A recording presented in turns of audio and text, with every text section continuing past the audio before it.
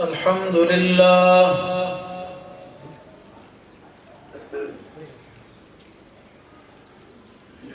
الحمد لله وحده والصلاة والسلام على من لا نبي بعده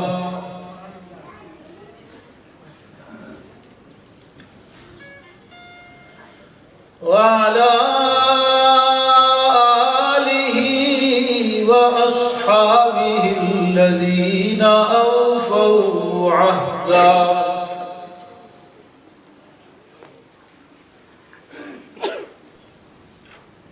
أعوذ بالله من الشيطان الرجيم بسم الله الرحمن الرحيم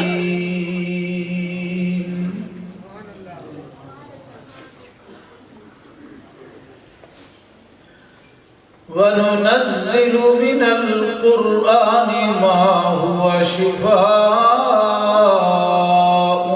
ورحمة للمؤمنين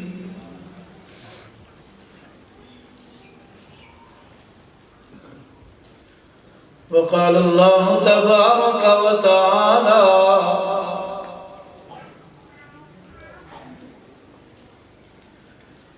ونزلنا عليك الكتاب تبيانا لكل شيء وهدى ورحمة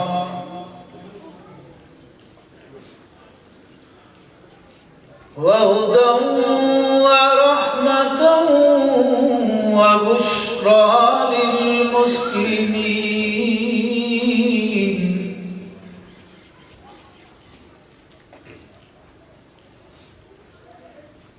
وقال الله تبارك وتعالى في موضع آخر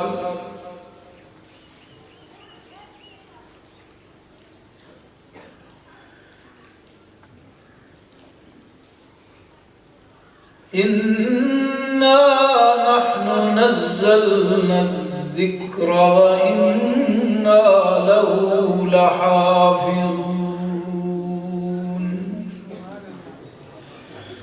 صدق الله وصدق رسوله النبي الكريم ونحن على ذلك لمن الشاهدين والشاكرين والحمد لله رب العالمين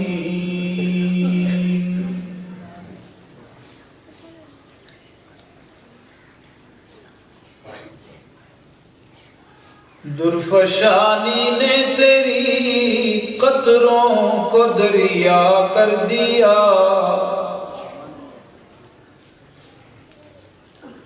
دل کو روشن کر دیا آنکھوں کو بینا کر دیا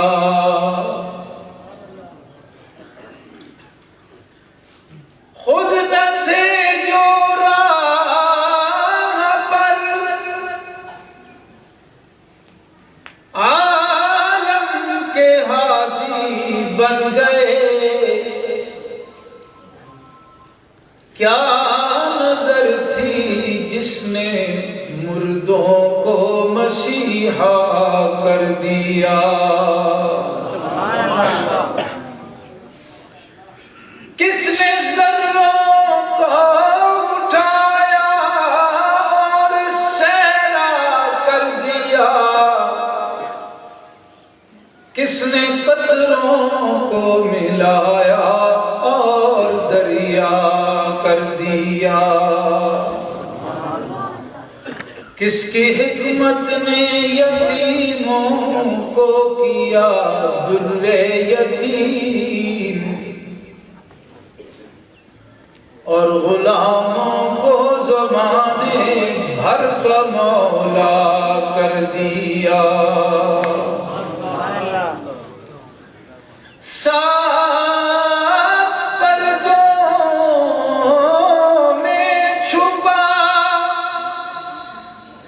بیٹھا تھا حسن کائنات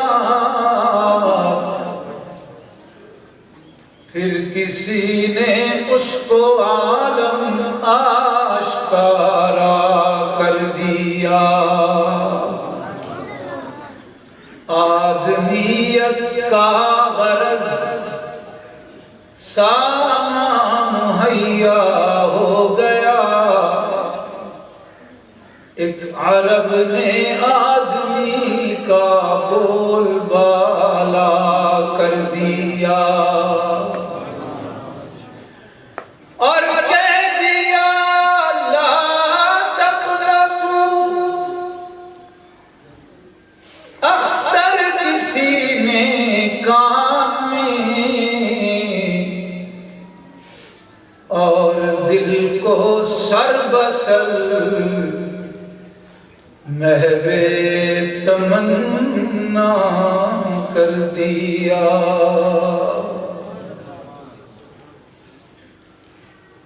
وہ چلے زمین سے سوئے فلک، تھا جمال ان کا جھلک جھلک، تھا نشاط بخش یہاں تلک، لگا جام عرش چھلک چھلک، ہوا ان کا شہرہ فلک فلک، لگے کہنے صلی علی ملک، بلغ العلا بکمالہ، کشف الدجا بجمالہ، اور وہ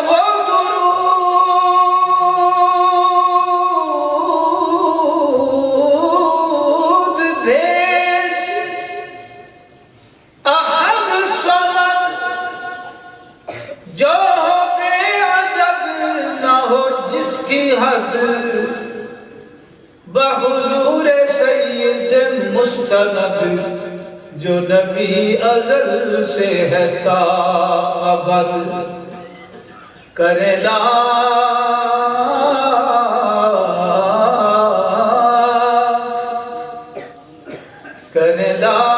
اہل حسد حسد، ہوا ان کا شہرہ بلد بلد، حسنت جمیع خصالہ، صلو علیہ وآلہ۔ نماز والا درود شریف میرے ساتھ مل کے محبت سے ذوق اور شوق کے ساتھ بارگاہ رسالت مآب صلی اللہ علیہ وسلم میں پیش کریں۔ اللہم صلی علی محمد وعلی آل محمد، کما صلیت علی ابراہیم وعلی آل ابراہیم انکا حمید مجید۔ اللہم بارک علی محمد وعلی آل محمد، کما بارکت علی ابراہیم وعلی آل ابراہیم انکا حمید مجید۔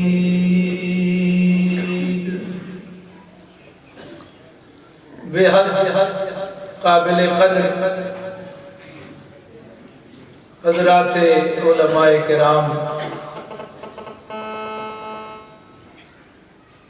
بالخصوص برادر مکرم استاد العلماء حضرت مولانا عبدالشکور شاکر صاحب،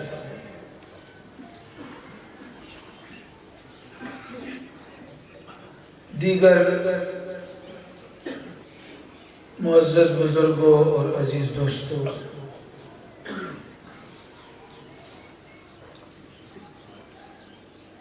آپ نے اس مبارک اور متبرک نشست میں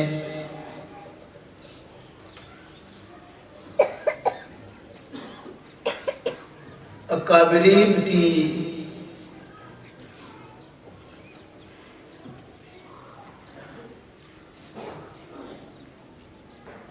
موتیوں سے معتبر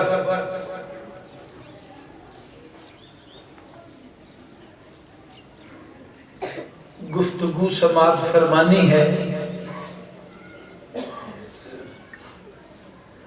میں ناچیز تو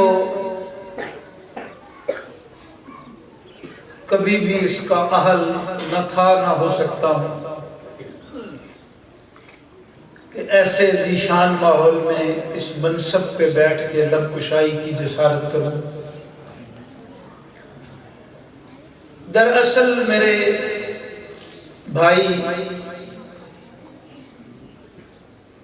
حضرت مولانا قاسم شاہ صاحب دامت فیوزہم العالیہ کا حکم بجا لانے کے لیے حاضر خدمت ہوں۔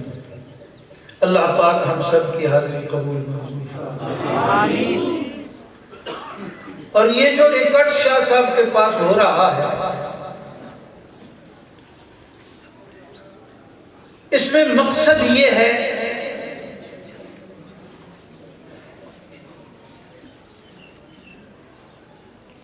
کہ اس فتنے کے دور میں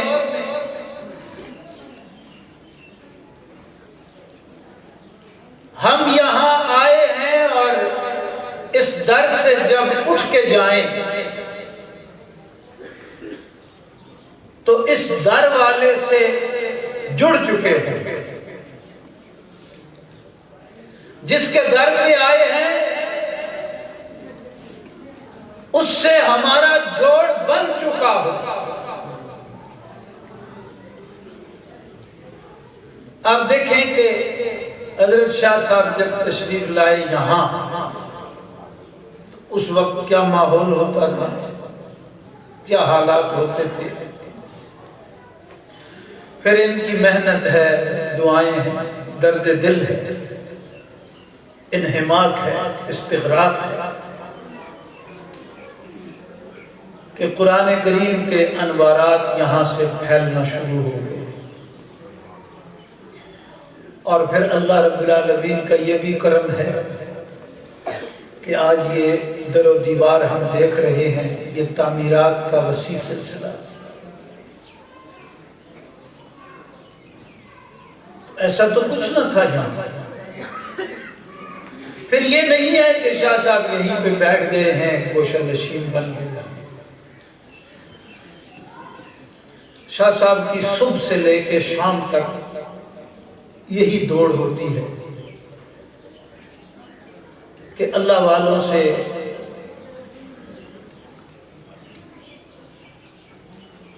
جوڑ بنایا جائے، اللہ رب العالمین سے جوڑ بنایا جائے۔ بڑے بڑے علماء ان کے شاگرد ہیں۔ اس مختصر عمر میں بڑا وسیع کام اللہ پاک نے ان سے لے لیا ہے، اور زیادہ ممکن یہی ہے کہ عمر میں مجھ سے چھوٹے ہیں، لیکن کام میں بہت بڑے ہیں۔ تو یہاں بھی جو اکٹھا کیا گیا ہے یہ اسی لیے ہے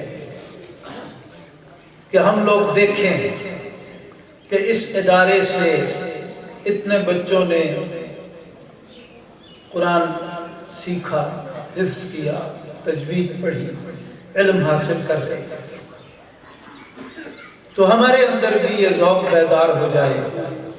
ہم یہاں سے جب اٹھیں تو پکے ارادے کے ساتھ اٹھیں کہ ہم بھی اپنے لیے صدقہ جاریہ اس صورت میں چھوڑ کے جائیں گے۔ تو یہ مقصد ہوتا ہے، صرف خطابت، سر، سنگیت، یہ مقصد نہیں۔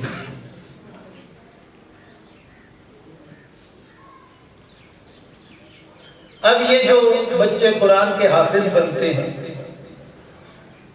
یہ یوں ہی تو نہیں بن جاتے کہ شاہ صاحب نے اور ان کے دیگر اساتذہ نے کوئی ڈھول کے کوسوں کو شام پلانا شروع کر دیا تھا جس سے ان کو قرآن یاد ہو گیا، قرآن پڑھنا آ گیا، قرآن سمجھنے بھی لگ گئے۔ ایسا تھوڑی ہوتا ہے۔ اگر ایسا ہوتا تو سب سے بڑھ کر رسول مکرم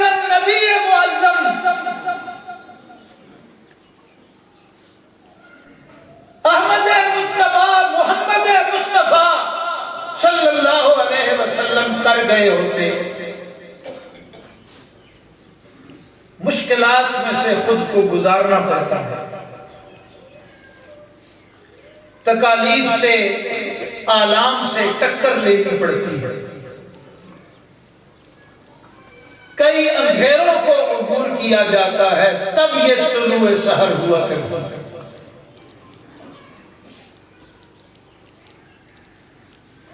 تو شاہ صاحب اس راستے کے پکے راہی ہیں، اللہ پاک انہیں جزا بھی عطا فرمائے اور انہیں مزید ہمت، حوصلہ، صحت، عمر نصیب فرمائے۔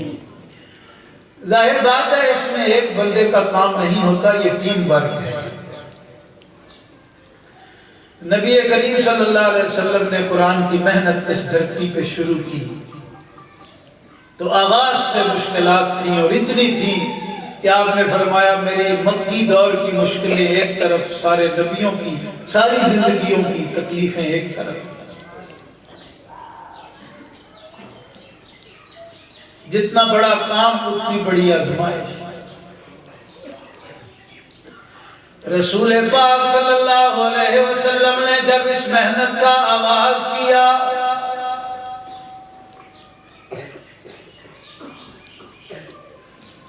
اہل علم تشریف فرما ہے، آپ ان سے دریافت کر سکتے ہیں، کسی نے آپ کے راستے میں پھول کی پتیاں نچھاور نہ کی، کسی نے آپ کو مہکتے ہوئے پھول نہیں پہنائے، کسی نے آپ کے لیے کوئی اسٹیج نہیں سجایا۔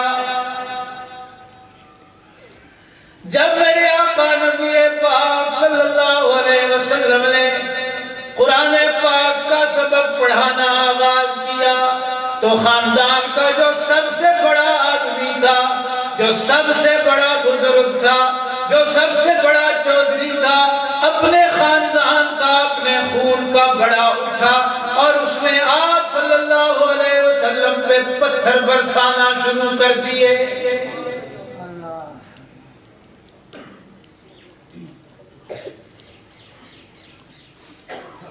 کہ تم قرآن چھوڑ دو، ہم سینے سے لگا لیں گے، اور اگر تم نے قرآن نہ چھوڑا تو یہ ابتدا ہے، سوچ لو کہ اس کی انتہا کیا ہوگی۔ اور انتہا کیا ہو سکتی تھی؟ دنیا میں کوئی کسی کے ساتھ کیا کر سکتا ہے؟ زیادہ سے زیادہ یہی ہوگا کہ اس کو جان سے مار دے گا۔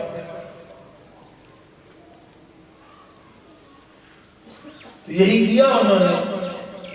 وہ پھر رات بھی آ گئی، اور مسئلہ کیا تھا، اختلاف کیا تھا کہ آپ قرآن چھوڑ دیں۔ عجیب رات تھی،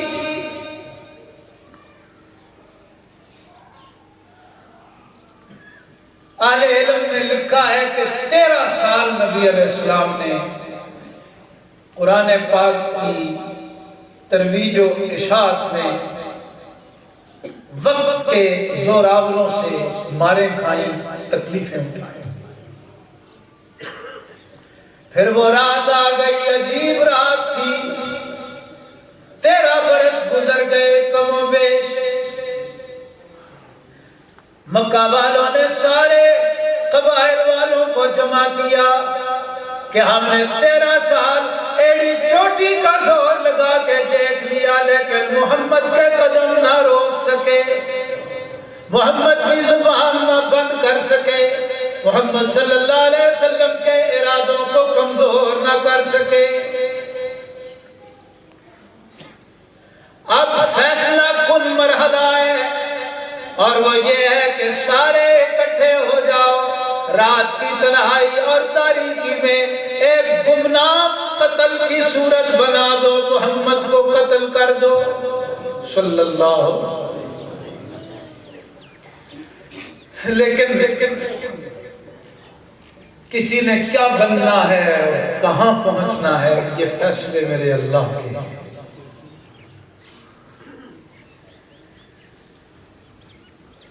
کیا وہ لوگ اپنے مقصد میں کامیاب ہوئے؟ نہیں۔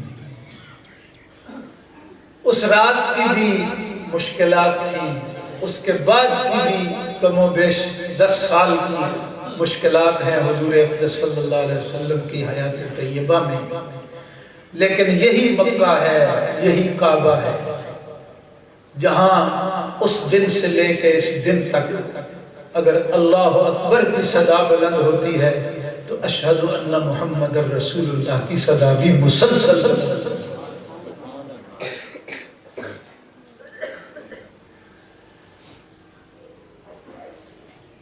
ہمارے اساتذہ میں ایک بڑی ہستی تھی، دنیا سے گزر گئی، اللہ غریق رحمت فرمائے۔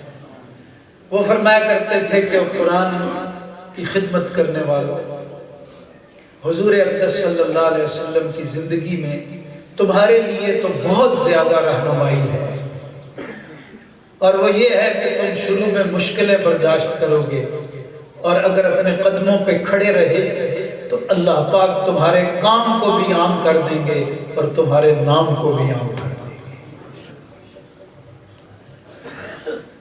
میں منہ پہ کہنے کی بات نہیں ہے، حضرت شاہ صاحب کو دیکھتا ہوں نا تو ماشاءاللہ بھی کہتا ہوں، اور دل سے دعا بھی ہوتی ہے ان کے لیے، اور تعجب بھی کرتا ہوں کہ بارش ہے یا آندھی ہے، گرمی ہے یا سردی ہے، یہ اپنے کام سے اس طرح جڑے ہوتے ہیں کہ جیسے زمانے سے بے نیاز ایک آدمی چلا جا رہا ہے، نہ اسے حالات کی گردشیں ستاتی ہیں، نہ موسم کی شدت تنگ کرتی ہے، وہ اپنے کام سے جڑا ہوا ہے، لگا۔ یہ قبولیت کی نشانی ہوتی ہے، قبولیت۔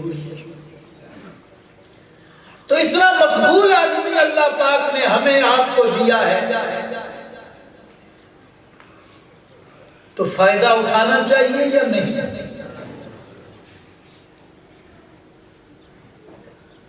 یہاں پہ پھر 2 کردار ہوتے ہیں، میں آخری جملے عرض کر رہا ہوں۔ 2 کردار ہوتے ہیں جو نمایاں ہیں۔ ایک وہ کردار ہوتا ہے جو ایسی ہستیوں کو آسانی دیتا ہے، مضبوط کرتا ہے، اور ایک کردار وہ ہوتا ہے جو ٹانگیں کھینچنے والا ہے، راستہ روکنے والا ہے۔ یہ ہمیشہ سے چلے آ رہے ہیں، کوئی نئی بات نہیں ہے۔ ایک سے حالات لیتے ہیں جنم ہر دور میں، کون کہتا ہے قتیل اپنی غزل تازہ نہیں؟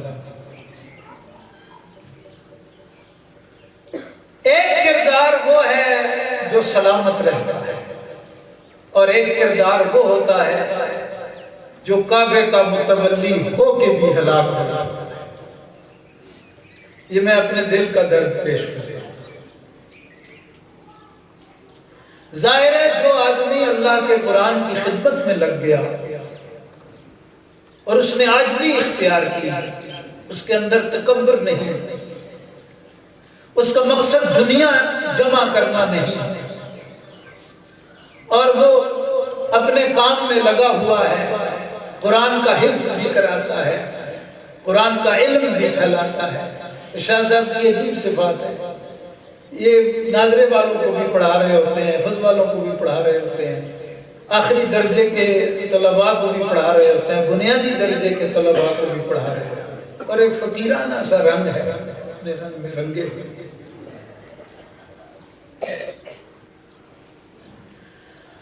اگر ہم نفع نہیں اٹھائیں گے تو ایسی ہستیوں کا نقصان نہیں ہوگا، نقصان ہمارا اپنا ہو جائے گا۔ آج کتنی خوشی کا موقع ہے۔ کل بھی میں مدرسے میں جامعہ میں کہہ رہا تھا، حضرت قاری صاحب تشریف فرمائے کہ یہ جو موقع ہوتا ہے یہ خوشی کا بھی ہوتا ہے اور خوش بختی کا بھی ہوتا ہے، خوشی کا بھی اور خوش بختی کا۔ کتنے بچے ہیں جن کا حفظ مکمل ہے؟ جی 35 بچے۔ اب یہ 35 بچے جب شاہ صاحب کے لیے اللہ کے سامنے کھڑے ہوں گے، صرف یہی 35، ایسا وقت آنے والا ہے، بڑا جلدی آنے والا ہے۔ ایسا مت سوچنا کہ ابھی بوڑھے نہیں ہوئے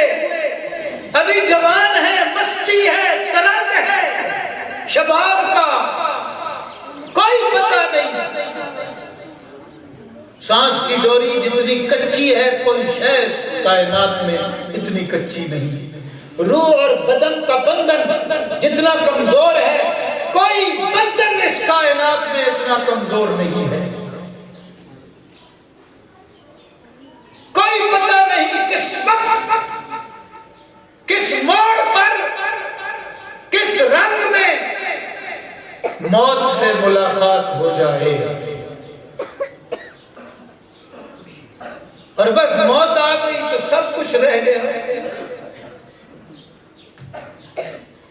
بڑی بڑی عمارتیں بھی ادھر ہی رہ جاتی ہیں، بڑی بڑی گاڑیاں بھی ادھر رہ جاتی ہیں، بڑے بڑے خزانے ادھر رہ جاتے ہیں، جانے والا تو خالی ہاتھ جاتا ہے۔ ایسا ہوتا ہے یا نہیں؟ لیکن جس نے یہ کام کر دیا ہے اور اس ماحول میں جو کام ہو رہا ہے اس کا حصہ بن گیا ہے، وہ خالی ہاتھ نہیں جائے گا۔ جب اس پر موت کا وقت آئے گا، یہ ماحول اور یہ کام اس کی موت کا محافظ بن جائے گا۔ موت کا وقت پڑا ہوا کرتا ہے۔ رسول پاک صلی اللہ علیہ وسلم نے فرمایا ایمان کا خطرہ سب سے زیادہ موت کے وقت مرنے والے کو ہوا کرتا ہے۔ ایمان کے دشمن اس کے آخری لمحات میں اپنا آخری زور اس پہ لگاتے ہیں کہ یہ ایمان کے بغیر دنیا سے چلا جائے۔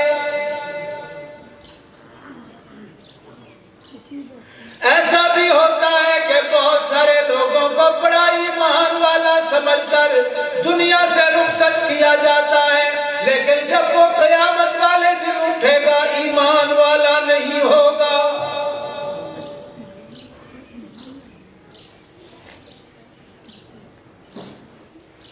یہ بھی ہو سکتا ہے کسی کو دنیا سے رخصت کرتے وقت بڑا عام سا میت سمجھا جائے، لیکن وہ قیامت والے دن ایسی شان کے ساتھ اٹھے گا دیکھنے والے دیکھتے رہ جائیں گے۔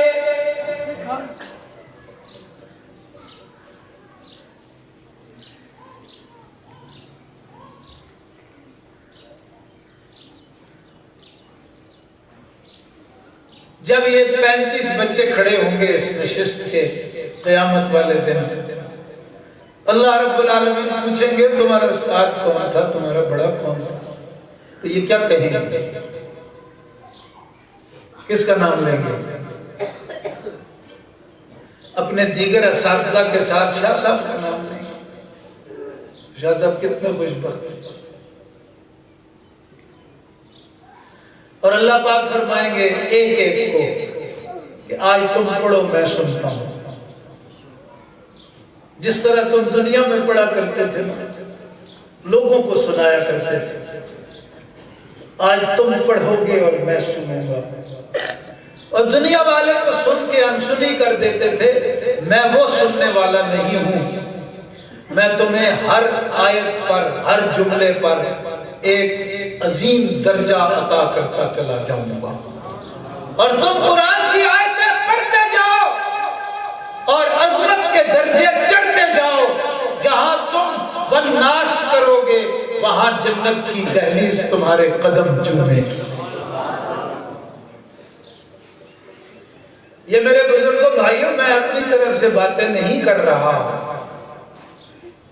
یہ مت سمجھنا کہ ادھر ادھر کی آنکھ کے چلے، یہ یا تو قرآن شریف میں بات موجود ہوگی یا حدیث پاک میں موجود ہوگی۔ کیا سما ہوگا جب یہ بچے یا آپ لوگوں کے بچے ہیں نا یا نہیں ہیں، اکثر یہ ہوتا ہے باہر سے آ کے پڑھ جاتے ہیں تو ملک صاحب، چودھری صاحب، خان صاحب وہ بس اپنی زمینوں کو دیکھتا رہ جاتا ہے، اور میری اتنی زمین ہے۔ یہ باتیں میں اس لیے کرتا ہوں کہ میں آپ سے زیادہ ملک نہیں سمجھتا،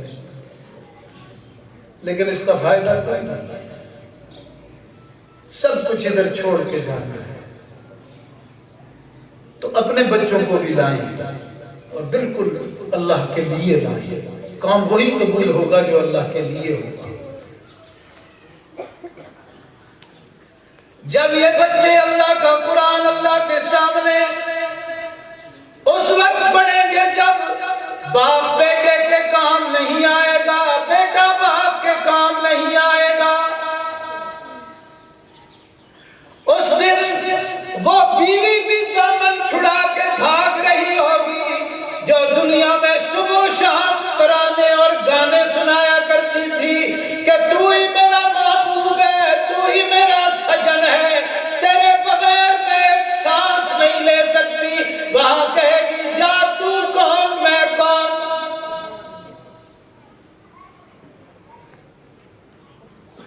ایک ماں کی پیٹ سے ایک ساتھ پیدا ہونے والے دو بھائی بھی ایک دوسرے کو پہچاننے سے انکار کر دیں گے۔ جا میں تجھے نہیں جانتا، وہ کہے گا جا میں تجھے دو بار نہیں جانتا۔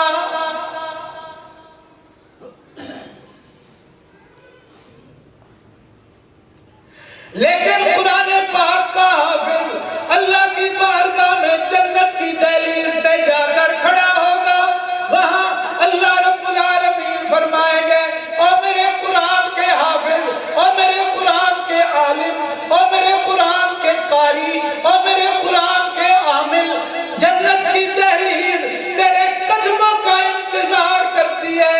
اپنے قدم رنجا کر جنت کی دہلیز پہ رکھ، جنت کا دروازہ تیرا انتظار کرتا ہے، جنت کی حوریں تیرا انتظار کرتی ہیں، جنت کی رانائیاں تیرا انتظار کرتی ہیں۔ ایک چھلانگ مار اور میری رحمتوں کو پالے۔ قرآن کا حافظ کہے گا مولا کریم اس مدرسے کا حافظ، یہ 35 کے 35 کھڑے ہوں گے، کہیں گے مولا ہمیں اپنے شاہ صاحب نظر نہیں آ رہے۔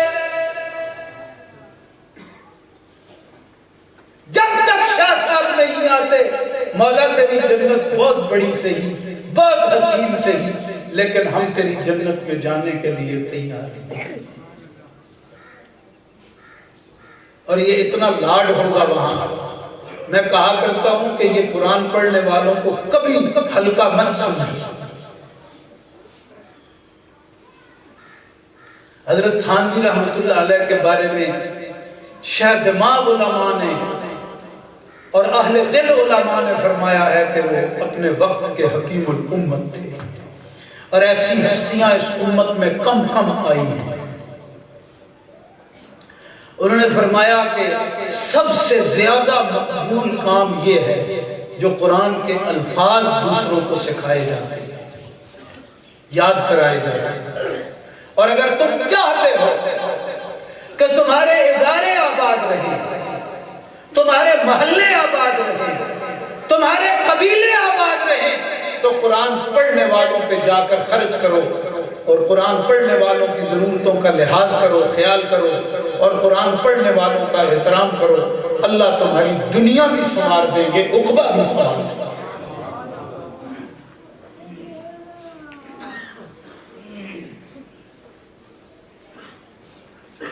تو پھر اللہ پاک فرمائیں گے ٹھیک، شاہ صاحب تو ماشاءاللہ خود بھی اعلیٰ درجے میں انشاءاللہ ہوں گے، تو اللہ کرے ان کی کسی دامن کے کونے اور دھاگے سے ہم بھی بندھے جائیں، تو ان کا ادب کرتا ہے۔ تو اللہ فرمائیں گے ٹھیک ہے بلاؤ شاہ صاحب۔ ذرا سوچو پھر جنت کے دروازے سے جب فلاں قاری صاحب، فلاں حافظ صاحب، فلاں عالم صاحب یہ آوازیں آ رہی ہیں، علماء کی تو اپنی ایک الگ شان ہو، تو کئی مرتبہ انہیں عظمتوں میں سے گزارا جائے گا۔ عدالتوں میں ہوتا ہے نا فلاں مجرم ہے 100 مرتبہ سزائے ہو، تو یہاں یہ ہوگا کہ ہزاروں مرتبہ اللہ پاک عظمتوں میں سے گزاریں گے۔ پھر پتہ ہے یہ کاکا چھوٹا کیا کہے گا؟ یہ چھوٹا سا بچہ قرآن کا کہے گا یا اللہ وہ جو ہمارے محلے میں رہتا تھا نا حاجی، وہ بابا ہمارا، وہ ملک، وہ خان، وہ ہماری خدمت کرتا تھا، اس نے مجھے قرآن شریف کا نسخہ لا کے دیا تھا۔ اس نے جب دیکھا تھا کہ پھٹا ٹوٹا ہوا ہے تو نیا پھٹا لے کے آیا۔ وہ ہماری روٹی کا، چائے کا، کھانے پینے کا، ہماری چٹائی کا، ہماری بلب بتی کا فکر کیا کرتا تھا کہ تمہارے پاس ہے، خاموشی سے آگے کپڑوں کا جوڑا پہنا دیتا تھا۔ آج ہمیں اعزاز ملا ہے، اس کا اس میں تعاون ہے، جب تک وہ نہیں آ جاتا میں تیری جنت میں نہیں جاتا۔ تو میں دوستوں سے اکثر کہا کرتا ہوں پھر جب وہاں سے خان کی آواز لگے گی نا تو خان پتہ نہیں کدھر پھنسا ہوا ہوگا، کدھر پھنسا ہوا ہوگا۔ حساب دے نا ذرا، وہ جو زمین ماری تھی اس کا حساب دے، وہ جو ٹھگی کی تھی، وہ جو جھوٹی گواہی دی تھی، وہ جو بہن کا حصہ مارا تھا، پتہ نہیں کس کس کھاتے میں رگڑے کھا رہا ہوگا، لیکن یہ جنت کی دہلیز سے آواز آئے گی۔ اللہ رب العالمین فرمائیں گے پکارنے والے کی زبان میرے لیے اتنی معتبر ہے تو بہت بڑا مجرم تھا، لیکن کیا کروں، میرے قرآن کے قاری نے تجھے پکار لیا ہے، میرے قرآن کے عالم نے تجھے بلا لیا ہے، اس کو صاف کرو اور جنت سستا سودا ہے۔ ایسے ہی دھکے سے چلے گئے تو چلے جائیں گے ہم، پکڑنا بڑا مشکل۔ اللہ کرے کہ میری بات مجھے پہلے سمجھ آئے۔ دیکھو نا، مجھے ہی سمجھ نہ آئے تو پھر کیا فائدہ ہے؟ اپنی بات سب سے پہلے اللہ پاک مجھے سمجھ نصیب فرمائے، عمل نصیب فرمائے۔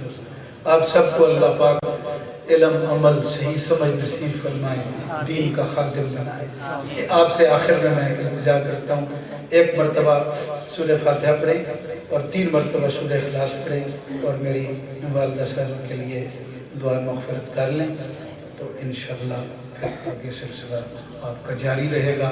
اللہ پاک آپ سب کو اپنی بارگاہ میں ہمیشہ کے لیے عظمتوں کے ساتھ قبول منظور فرمائے۔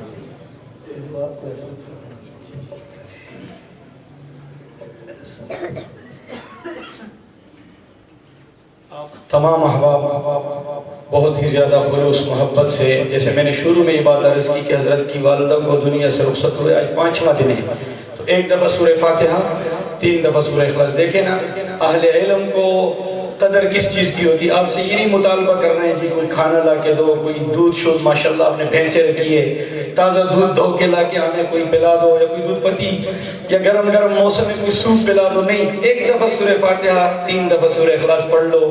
میری والدہ مرحومہ کے سارے ثواب کے لیے حضرت نے آپ سے درخواست کی پڑھ لیں سارے، پھر ہم سب کے استاد اور استاد العلماء، استاد القراء، ہمارے مخدوم و مکرم اور ہمارے نور نظر